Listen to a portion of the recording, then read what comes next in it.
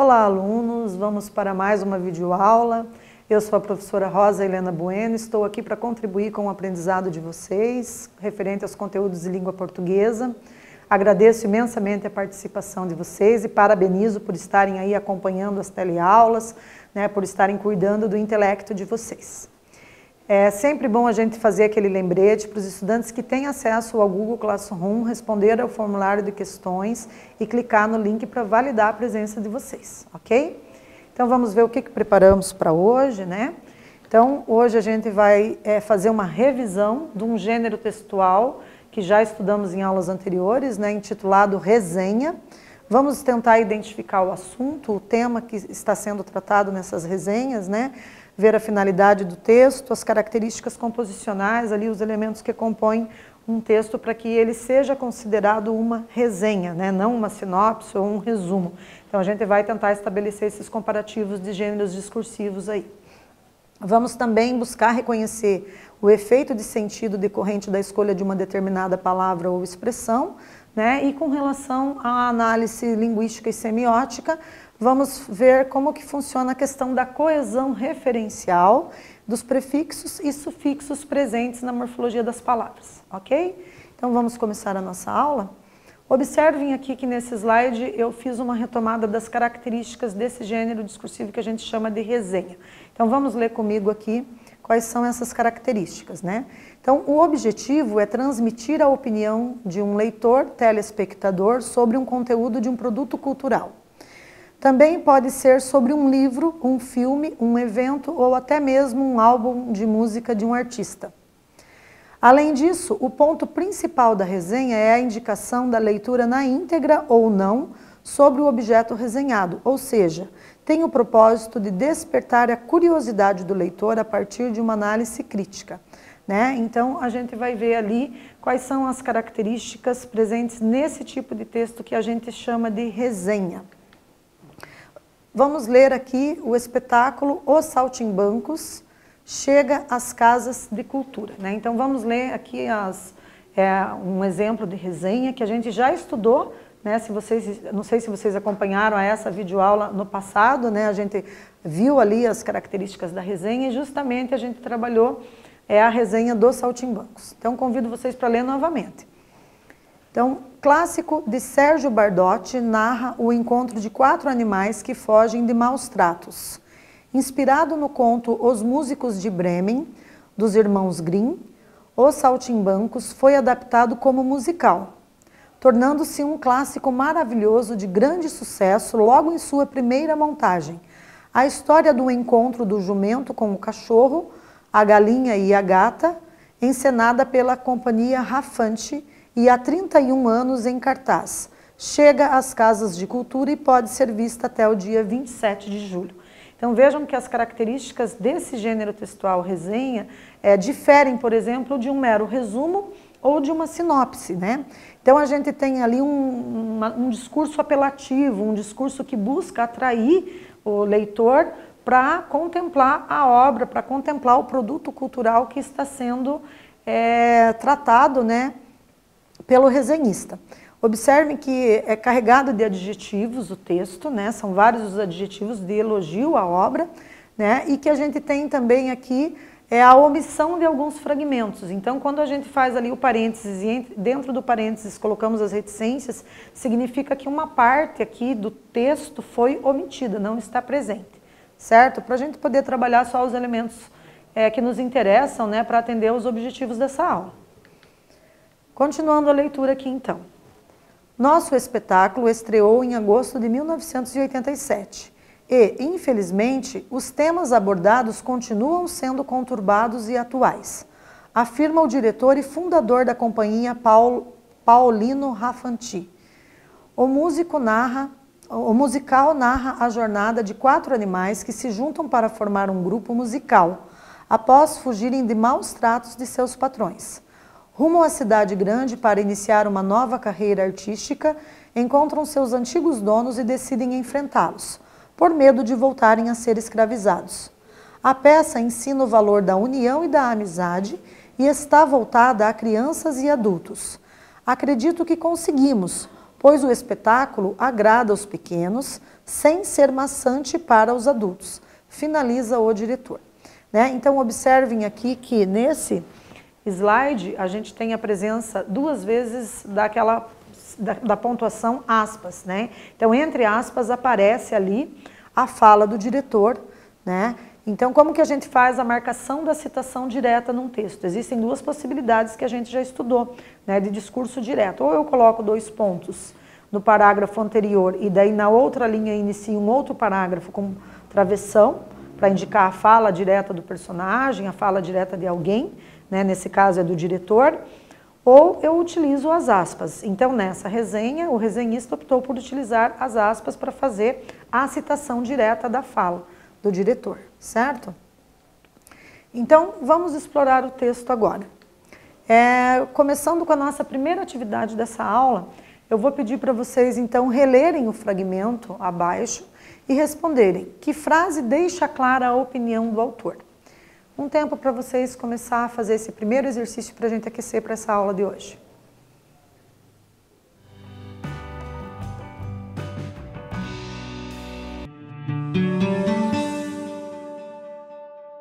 Olha lá então, galera, veja lá, quem conseguiu perceber ali que a partir da palavra ali, tornando-se em diante, né? Então, tornando-se um clássico maravilhoso, de grande sucesso, logo em sua primeira montagem.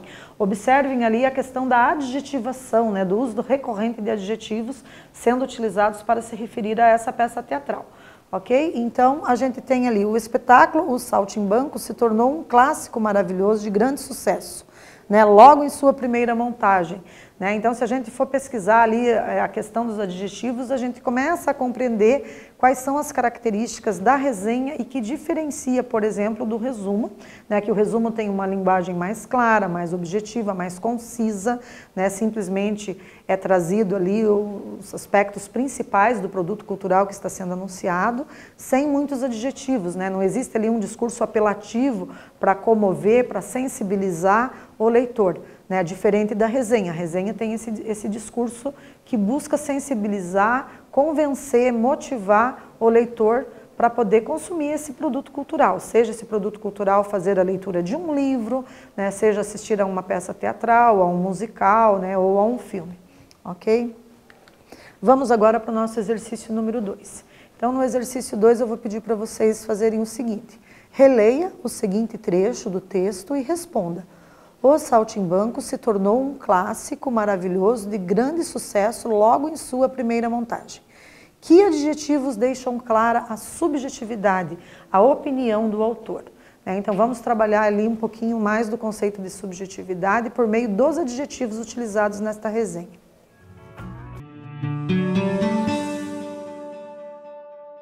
Então, quem conseguiu localizar ali os adjetivos, né, aquilo que qualifica um substantivo, conseguiu encontrar ali, ó, clássico, maravilhoso. Então, a gente tem que nessa expressão a palavra clássico dentro da classe, né, das classes que a gente tem gramaticais, a gente considera um substantivo. E maravilhoso é um adjetivo que se refere a esse substantivo, né, um adjetivo posposto ao substantivo.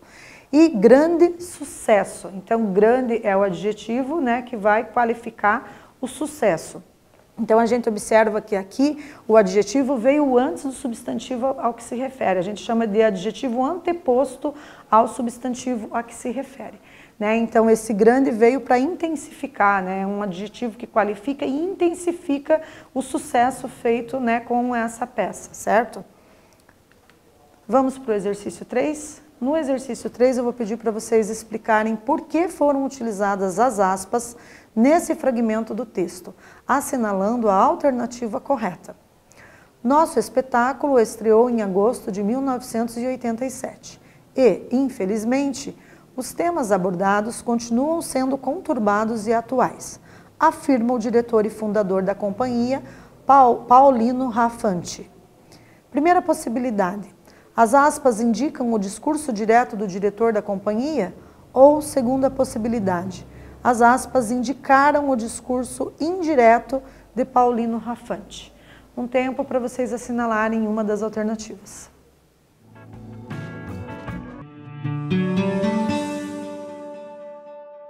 Então, pessoal, olha lá, quem marcou a primeira alternativa conseguiu acertar essa questão, né?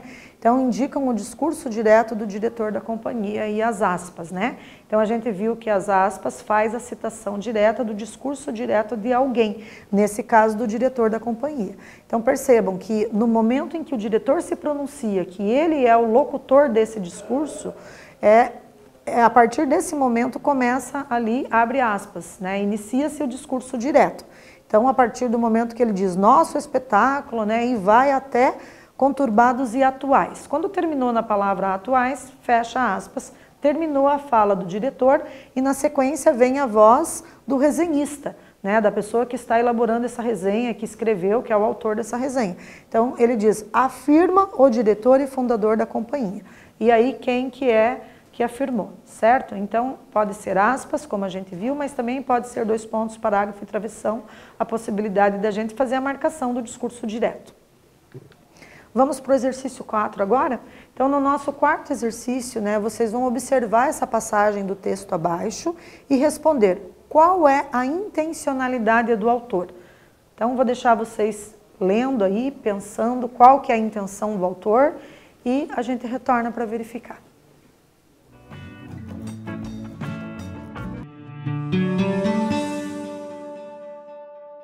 Verificando então, galera, olha lá. Então, quem fez uma resposta similar, né, conseguiu aí acertar. Então, o autor denuncia os maus tratos de seus patrões a seus empregados, que, em muitos casos, acham-se no direito de tratá-los como escravos. Por meio da peça, o leitor, telespectador, ouvinte, independente de ser criança ou adulto, aprende o valor da união e da amizade, bem como da luta contra a opressão.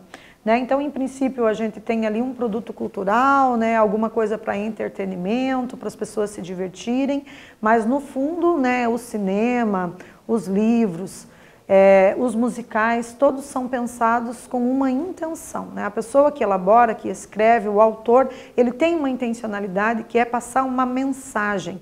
Né? E nesse caso, a mensagem é uma mensagem que vai além do que recorrentemente se assiste, né? Então o telespectador tem que ficar atento, fazer as reflexões necessárias para conseguir captar a intencionalidade do escritor, né? E nesse caso é fazer uma reflexão maior sobre as situações de opressão, né, entre trabalhadores e empregadores, né? Em que medida que há aí um processo de escravização, né, em que medida que há um processo de opressão e como que se faz a resistência a esse tipo de situação hierarquizante, historicamente já consolidado na cultura, né, ocidental, oriental, em todas as culturas, certo? Então existe aí uma reflexão que é um pouquinho mais aprofundada a partir do momento que começa a fazer-se uma análise da obra, uma análise da intencionalidade que está por detrás de uma situação ali envolvendo animais falantes e etc.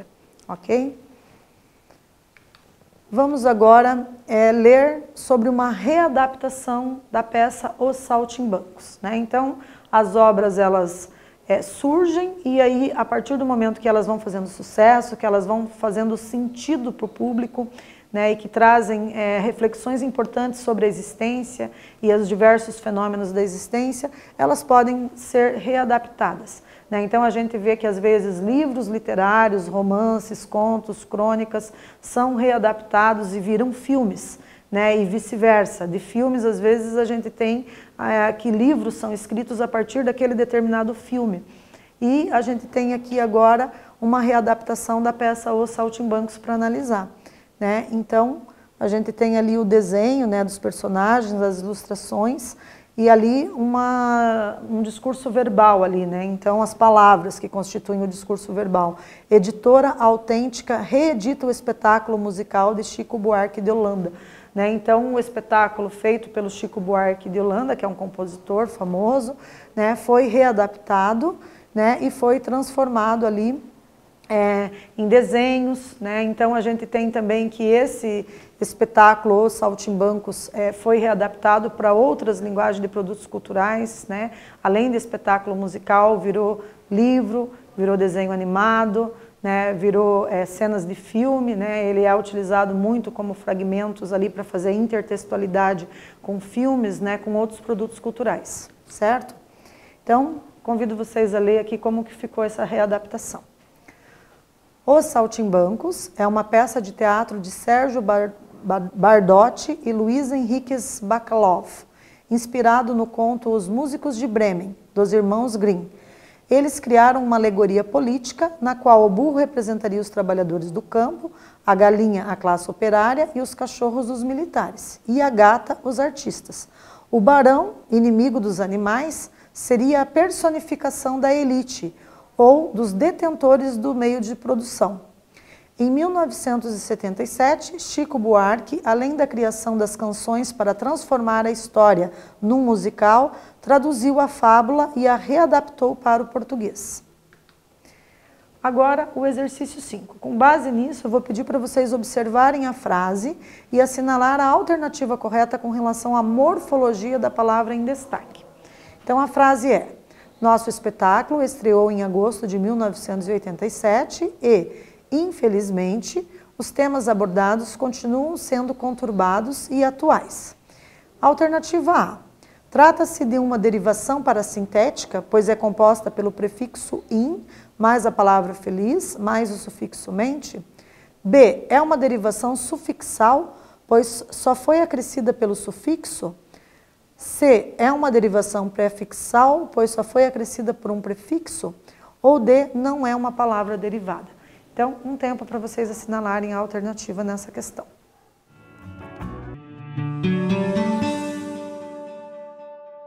Retornando então, galera, olha lá, a alternativa A, né? Nós temos ali uma derivação parasintética porque temos uma palavra composta pelo prefixo in e mais o sufixo mente, né? Ali acrescidos na palavra feliz, né? Então, quando eu tenho prefixo mais sufixo, eu tenho uma derivação parasintética, né?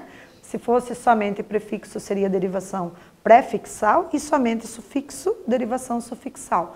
Mas no caso, quando eu tenho os dois juntos, então derivação parasintética. Vamos fazer uma breve revisão disso para a gente se lembrar? Então, ó, a palavra felizmente, palavra nova derivada de feliz. É uma derivação sufixal porque há a presença apenas do sufixo mente, né? Eu acrescento na palavra feliz o sufixo mente e aí eu tenho uma derivação sufixal, certo?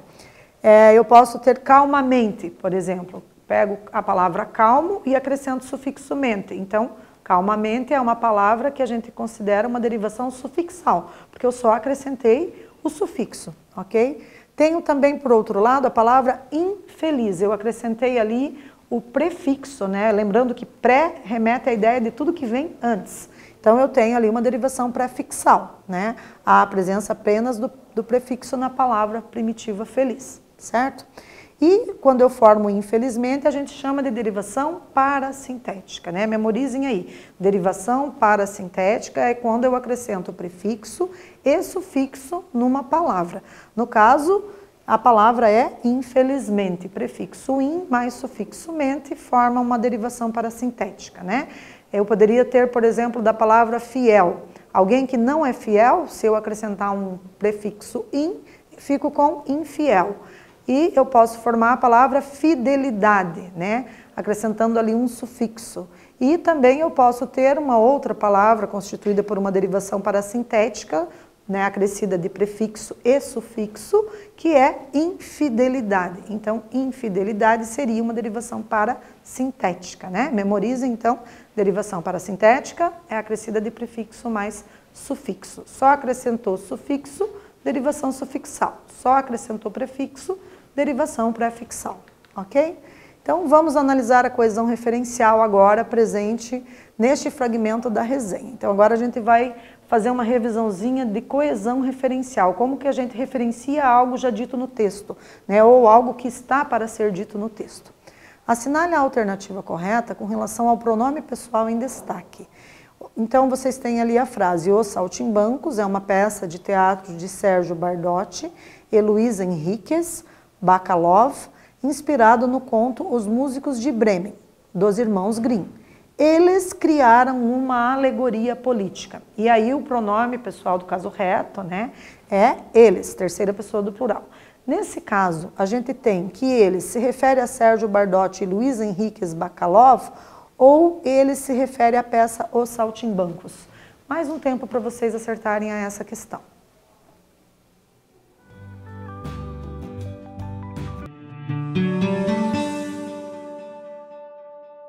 E acertou quem considerou a segunda alternativa como resposta correta, né? Eles se refere à peça Os Saltimbancos. Então é um pronome que faz coesão referencial, certo? Vamos aprofundar agora no conceito de resenha.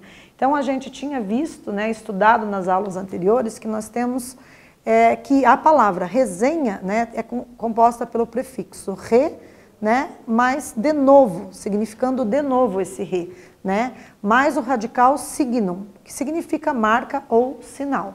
Vejam que no jornalismo a resenha é utilizada como uma espécie de prestação de serviço. Trata-se de um texto opinativo que reúne comentários e julgamentos do resenhador ou da resenhadora sobre o que está sendo analisado. A abordagem pode ser crítica ou descritiva, né? Então nós temos resenha que pode ter uma abordagem crítica ou resenhas que podem ter uma abordagem mais descritiva. E só para a gente retomar, né, já que as resenhas tratam de um produto cultural, então a gente trouxe aqui a etimologia da palavra cultura.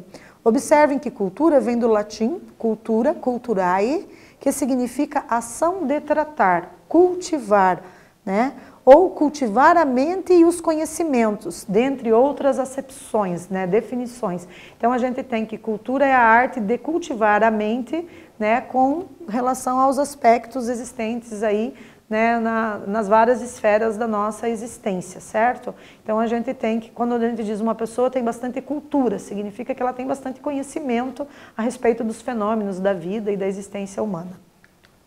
E agora a gente vai trabalhar um pouquinho, fazer a retomada do que é uma resenha crítica. Então o autor aponta todos os aspectos positivos ou negativos que identifica em sua análise, né? Então ele pode trazer tanto os aspectos positivos da obra, quanto também os aspectos negativos ao produzir uma resenha crítica. Ele faz a sua crítica, né? Traz a sua opinião. O resenhador expressa a sua opinião, além de informar o leitor o que acontece na obra resenhada. E essa obra resenhada é um produto cultural que pode ser um show musical, capítulo de livro, artigo, filme, peça de teatro, entre outros, certo?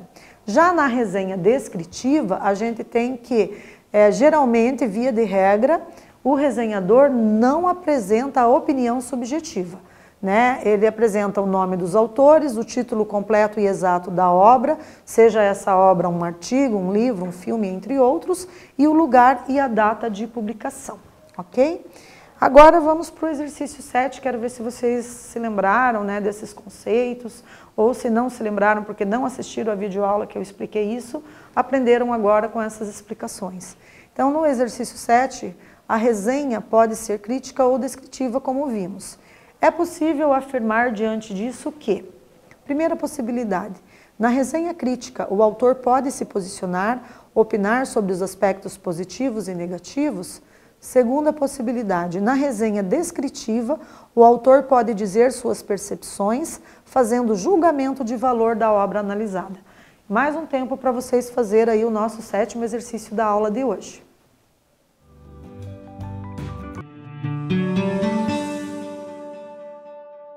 Retornando então, acertou quem marcou a primeira alternativa, né? Na resenha crítica, o autor pode se posicionar, opinar sobre os aspectos positivos e negativos, certo? Agora vamos para o nosso 8º exercício. Então vocês vão ler a resenha a seguir, né, um fragmento da resenha, e vão considerar as suas características e em seguida responder se é predominante uma resenha. A predominância aqui é uma resenha crítica, se refere a uma resenha crítica ou é uma resenha descritiva, tá? Então vou deixar para vocês o slide aí fazerem a leitura e definir o que vocês acham. Trata-se de resenha crítica ou descritiva?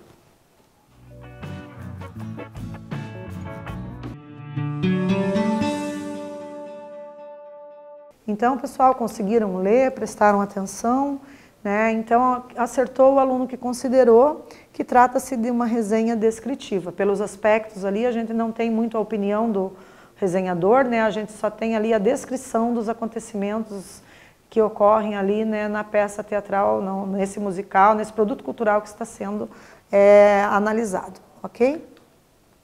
Então, na nossa aula de hoje, a gente fez aí uma retomada, né? A gente já havia estudado as características da resenha, né? Então, a gente tentou retomar, aprofundar um pouco mais os conceitos pertinentes aos elementos composicionais, identificar o tema, o assunto, né?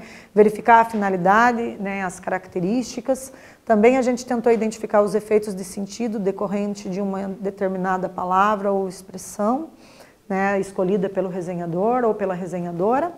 E com relação à análise linguística e semiótica, nós realizamos as análises relacionadas à coesão referencial, prefixos e sufixos, né? Fizemos uma revisão ali de derivação prefixal, derivação sufixal e derivação parasintética, ok? Então, seguem aí os slides para aprofundamento nos estudos utilizados de referência nessa aula. Agradeço imensamente a participação de todos vocês por estarem aí assistindo a mais essa videoaula e permaneçam em casa se puderem.